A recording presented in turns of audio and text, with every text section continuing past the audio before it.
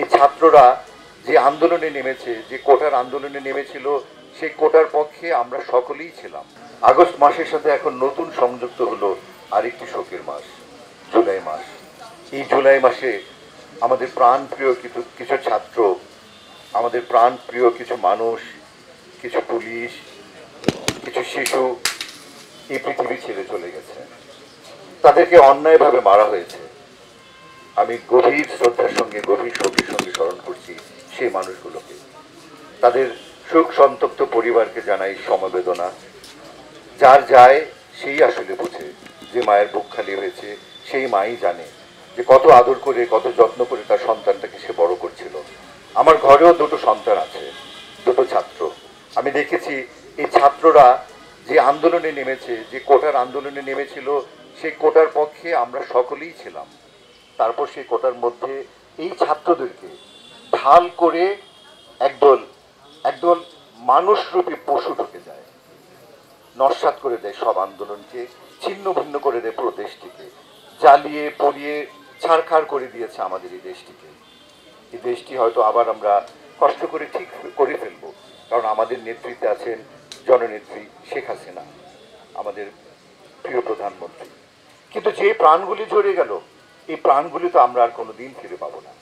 তাদের জন্য আমি নিজের সন্তান তুল্য এই বাচ্চাদের জন্য আমি মন থেকে দোয়া করি, আল্লাহ যেন তাদেরকে বেহেশতের সর্বশ্রেষ্ঠ আসনে তাদেরকে জায়গা করে দেন। আজকে আমরা বিটিভিতে এসেছি, আমাদের অস্তিত্বের একটি জায়গা, আমাদের সংস্কৃতির অস্তিত্বের একটি জায়গা। সেই বিটিভিতে আগুন কেন? এই অগ্নি সন্ত্রাসী কারা? তাদেরকে চিহ্নিত করতে হবে, তাদেরকে খুঁজে বের করতে হবে।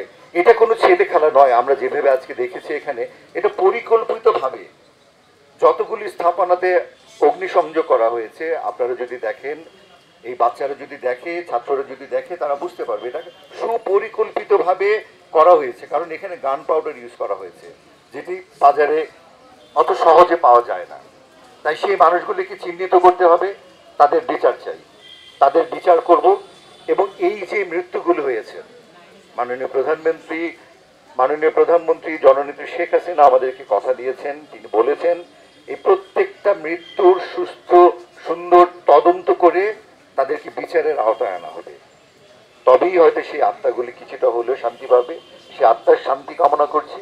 আমরা সকল শিল্পীরা, আজকে আমরা সকল শিল্পীরা, সর্ব অঙ্গনী শিল্পীরা এই বৃষ্টিকে উপেক্ষা করে এখানে একত্রিত হয়েছি আমাদের সমবেদনা জানানোর জন্য, আমাদের সংহতি প্রকাশ করার জন্য। আমরা এখানে, কারণ আমরা কোনো মৃত্যু চাই না, আমরা কোনো সহিংসতা চাই না, আমরা কোনো জ্বালাও পোড়াও চাই না। সকল সহিংসতার বিরুদ্ধে আমরা আজকে এখানে আমরা একত্রিত হয়েছি। আপনাদের সকলকে ধন্যবাদ স্বল্প সময়ের মধ্যে এখানে আসার জন্য।